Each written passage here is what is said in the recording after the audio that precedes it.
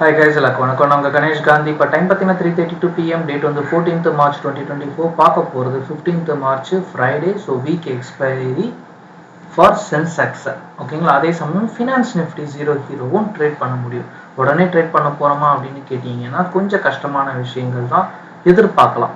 Okay, so anyway நான் finance நிஃப்டிக்கு ஒரு level சொல்கிறேன், ஆனால் ஒர்க் அவுட் ஆகுதா இல்லைன்னு தெரியல. ஏன்னா பேங்க் நிஃப்டி வந்து பலவீனமாக இருக்காங்க.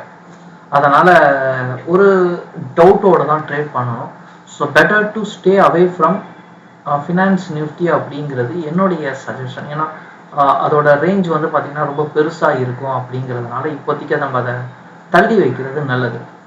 ஓகேங்களா? ஸோ ஃபினான்ஸ் நிஃப்டியே போவோம். அதுக்கு முன்னாடி நம்ம நிஃப்டியை பார்த்துடலாம். ஸோ மற்ற லெவல்ஸ் எல்லாமே நான் உங்களுக்கு டெலகிராம்லேயும் போட்டிருக்கேன், ப்ரீவியஸ் வீடியோஸ்லேயே போட்டிருக்கேன். ரமா ஸ்டீல் பார்த்தீங்கன்னா இப்போ 40.20 போயிருக்காங்க. ஐபிஆர் அதே ரேஞ்சில் தான் இருக்காங்க. ஹெச்டிஎஃப்சி போயிட்டுருக்காங்க. கோட்டாக் மஹிந்திரா பேங்க் போயிட்டுருக்காங்க. பைசாலோ 123 போய் நிற்கிறாங்க இப்போ. Okay, fine. ஸோ இப்போ நிஃப்டியை பொறுத்த வரைக்கும் நம்ம எதிர்பார்த்த மாதிரி ஒரு ரேஞ்சில் இந்த இடத்துல இருந்து அதுக்கப்புறம் கேப் அப் ஆகி மூவ்மெண்ட்ஸ் கொடுத்தாங்க. ஆனால் பேங்க் நிஃப்டி போகலை. அப்படிங்கிறதுனால நிஃப்டியை நான் எதிர்பார்த்த அளவுக்கு போகலைன்னு சொல்லலாம். ஓகேங்களா? அதாவது நாங்கள் நேற்று ஒரு ஹோல்டிங் கால்ஸ் உங்களுக்கு கொடுத்துருந்தோம்ல, யூடியூப் வீடியோ போட சொல்லுவோம். அது டபுள் மணி தான் டார்கெட் வச்சுருந்தேன். நிஃப்டி மூவ் ஆகலை. ஏன்னா பேங்க் நிஃப்டி வந்து இங்கேயே தத்தளிச்சுக்கிட்டே இருக்காங்க. ஸோ இந்த ஸ்பாட்டை ஒரு ட்ராப் அடிச்சுட்டு அதுக்கப்புறம் கீழே வந்துட்டாங்க. பெரிய மூவ்மெண்ட்ஸ் எதுவும் கொடுக்கல.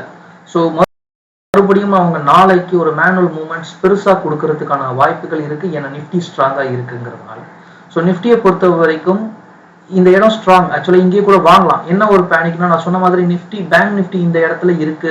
அவங்க கீழே விழுறதுக்கு முயற்சி பண்ணாங்கன்னா நிஃப்டி இந்த இடம் ஈஸியாக வந்துடும். அதனால இங்க வந்த பிறகு வாங்குறது நமக்கு புத்திசாலித்தனமா இருக்கும். ஸோ நிஃப்டியை பொறுத்த வரைக்கும் இங்க வாங்குறீங்கன்னா பெஸ்ட். நடுவில் வாங்குறதுங்கிறது கொஞ்சம் கஷ்டமான விஷயம் இப்போ. ஸோ நிஃப்டியை பொறுத்த வரைக்கும் கொஞ்சம் சென்டர் பாயிண்ட்ஸ்ல இருக்குங்கிறது யோசிச்சு முடிவு பண்ண வேண்டியது. ஸோ பேங்க் நிஃப்டி நம்ம இந்த இடத்துல ஒரு கால் ஆப்ஷன்ஸ் வாங்கலாம். ஸோ அதுக்கு பார்த்தீங்கன்னா 47,800 கால் ஆப்ஷன்ஸ் சொல்லியிருக்கு. இப்போ அதோட 99 ரூபா அதோட ரேட் முடிஞ்சிருக்கு. ஸோ மார்க்கெட் க்ளோசிங்கில் அதை நீங்கள் எவ்வளோ ரேஞ்சில் வாங்குறீங்களோ வாங்கிக்கலாம். ஸ்டாப் சப்போஸ் 0வா வச்சுக்கணும். டார்கெட்டு ஓப்பனில் கொடுத்துக்கலாம். 45,200 புட் ஆப்ஷன் எதுக்கும் சேஃப்டிக்கு. இவனுங்களை நம்ப முடியாது, எந்த பக்கம் போவானுங்கன்னு தெரியாது. இவனுக்கு ஸ்டாப் லாஸும் கிடையாது, டார்கெட்டும் கிடையாது. அதனால 0 தான் ஸ்டாப் லாஸுங்கிறதுனால ஒரு பக்கம் புட் ஆப்ஷனையும் வாங்கி வச்சுக்கிறது நல்லது. அப்படிங்கிறதுனால இந்த 45,200 புட் ஆப்ஷன் வாங்கி ஒரு கவனத்தை வச்சுக்கோங்க. ஓகேவா? பேங்க் நிஃப்டிக்கு இவ்வளோதான் கதை, வேற ஒன்றும் பெருசாக எதுவும் கிடையாது. நிஃப்டியை பொறுத்த வரைக்கும் நான் சொன்ன மாதிரி இந்த சென்டர் பாயிண்ட்டை எடுக்கிறீங்கன்னா வாலடைல் ஹெவியாக இருந்ததுன்னா கீழே ஹிட் ஆகிட்டு அதுக்கப்புறம் மேலே ஏறும். அப்போ நம்ம இங்கே வாங்குறீங்கன்னா இங்கே வந்து ஆவரேஜ் பண்ணுறதுக்கு தயாராக இருக்கணும் அந்த ப்ரீமியம். ஓகேங்களா? ஸோ இல்லைன்னா நேராக போயிடுச்சுன்னா சந்தோஷம், நமக்கு எந்த பிரச்சனையும் இல்லை. கீழே இறங்குச்சுன்னா கொஞ்சம் கஷ்டமாக இருக்கும். அதனால் நிஃப்டியை மட்டும் கொஞ்சம் பார்த்துக்கோங்க. ஆனால் கீழே இறங்குறதுக்கு வாய்ப்புகள் இல்லை. நிஃப்டி மேலே தான் ஏறப்போகுதுங்கிற மாதிரி தெரியுது. அதனால பேங்க் நிஃப்டி மேலே தான் ஏறும் அப்படிங்கிற எக்ஸ்பெக்டேஷன் எனக்கு இருக்கிறதுனால பேங்க் நிஃப்டி கால் ஆப்ஷன்ஸ் எடுத்துக்கோங்க அப்படிங்கிற மாதிரி நான் சொல்லியிருக்கேன். ஓகேவா? ஸோ அடுத்ததான் நம்ம ப்ரீவியஸ் சொன்ன நிறைய கவர்மெண்ட் ஸ்டாக்ஸ் ஃபாலோ ஆச்சு அப்படின்ட்டு. ஆனால் அப்படி இருந்தும் ஃபாலோ ஆகாமல் மார்க்கெட்டில் ஓரளவுக்கு சஸ்டெயின் பண்ண கம்பெனி தான் இந்த கெயில். ஸோ கெயிலை பொறுத்த வரைக்கும் பார்த்தீங்கன்னா 185, 190 அந்த ரேஞ்சில் தான் இருந்தாங்க. இப்போ சடனாக கீழே விழுந்திருக்காங்க. இண்டிகேட் பண்ணுற சார்ட் படி பார்த்தீங்கன்னா ஆஃப்கோர்ஸ் இது 140 வரையும் வரதுக்கு வாய்ப்புகள் இருக்குது. ஆனால் இவங்க இந்த இடத்துல ஒரு சப்போர்ட் அடித்து தூக்கிட்டாங்க மார்க்கெட்டை. ஓகேங்களா? ஸோ இந்த 166லேருந்து பிரேக் ஆகி மேலே போயிருக்காங்க. மேபி இது ஓரளவுக்கு அவங்க தாக்கு பிடிக்கலாம். இதில் என்ன ஒரு அட்வான்டேஜ் அப்படின்னு பார்த்தீங்கன்னா இந்த கம்பெனி டிவிடெண்ட்ஸு போனஸ் எல்லாம் கொடுக்குறவங்க. போனஸ் இந்த வருஷம் நம்ம மார்ச்சுக்கு எதிர்பார்த்துட்டு இருக்கோம். 2:1 இல்லைனா 3:1 கொடுப்பாங்க. ஏன்னா ஃபினான்ஷியல் ரிப்போர்ட் ரொம்ப அதிகம். ஆல்ரெடி 2022 ஒரு தடவை கொடுத்துருக்காங்க, 23 கொடுக்கல. ஆனால் டிவிடெண்ட்டு 9 ரூபா 10 ரூபா ஒரு ஷேருக்கு கொடுக்குறாங்கிறதுனால இப்போ ஃபண்ட் இருக்கிறவங்க இல்லை புதுசாக மார்க்கெட்டில் இன்வெஸ்ட் பண்ணணும்னு நினைக்கிறவங்களுக்கு இது சிறந்த இடம்.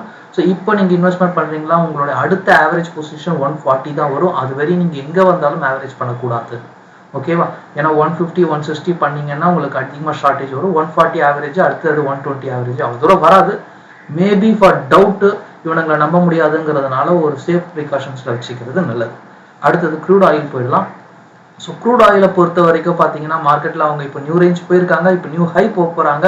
0 எடுத்து ட்ரை பண்ணுறது பெஸ்ட்டு. ஓகேங்களா? ஸோ லாங் டார்கெட்டுக்கே அவங்க போவாங்க. இந்த ஸ்பாட்டை பிரேக் பண்ணணும். 6,680 பிரேக் பண்ணாங்கன்னா அடுத்தது அவங்க ட்ராப் அடிக்காமல் ஸ்ட்ரைட்டாக போயிடுவாங்க. உங்களுக்கு என்ட்ராகணும் அப்படின்னு தோணுச்சுன்னா என்னை பொறுத்த வரைக்கும் 6,600 கிடைக்குதான்னு பாருங்கள்.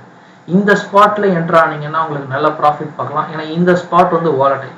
இந்த இடத்துல 2 பிரேக் இருக்கு. 6068ல ஒரு பிரேக் அவுட் இருக்கு. அதுக்கப்புறம் மறுபடியும் 6693ல ஒரு பிரேக் அவுட் இருக்கு. ஸோ இந்த இடத்த கிராஸ் பண்ணிட்ட பிறகு அந்த 6670 கிராஸ் பண்ணிட்ட பிறகு 6690ங்கிறது சின்ன ப்ராஃபிட் இல்லைங்களா? ஸோ அதுக்கப்புறம் நம்ம 6700 கிராஸ் பண்ணுச்சுன்னா நியூ ஹை மார்க்கெட்டு. ஸோ அதுக்கப்புறம் மார்க்கெட் அப்படியே போய்கிட்டே இருக்கும். இருந்தாலும் அவங்க வாலடைல் கொடுப்பாங்க எலெக்ஷன் டைம் அப்படிங்கிறதுனால. ஸோ நான் சொல்றது என்னன்னா 6600 கிராஸ் பண்ண பிறகு பை பண்ணுங்க. 6700 டார்கெட்டாக வச்சுக்கிட்டு 6700லாம் கிராஸ் பண்ணிட்டு அதுக்கப்புறம் திருப்பி கீழே இறங்குற மாதிரி இருந்ததுன்னா அப்போ புட் ஆப்ஷனை 6700 கிராஸ் பண்ண பிறகு புட் ஆப்ஷன் வாங்கிக்கிங்க. ஓகேங்களா? ஆல்மோஸ்ட் 6600 6500 வரையும் வரதுக்கான வாய்ப்புகள் இருக்கு. ஓகேவா? ஸோ 6600 பர்ச்சேஸுங்கிறது இன்னைக்கு மார்க்கெட்ல நடந்தா மட்டும்தான். ஓவரால் மார்க்கெட்ல கால்குலேட் போகாதீங்க. ஓகேவா? ஸோ ஓவரால் மார்க்கெட்டும் போனீங்கன்னா ரொம்ப கீழே வர வேண்டியது இருக்கும். ஆல்மோஸ்ட் 6400 ரேஞ்சுக்கு வர வேண்டியது இருக்கும். வந்த பிறகு பர்ச்சேஸ் பண்ற மாதிரி இருக்கும். வேற ஏதாவது டவுட்ஸ் இந்த கமெண்ட்ஸ்ல போஸ்ட் பண்ணுங்க. மற்ற நெக்ஸ்ட் வீடியோ பார்க்கலாம். Thank you, take care, bye bye.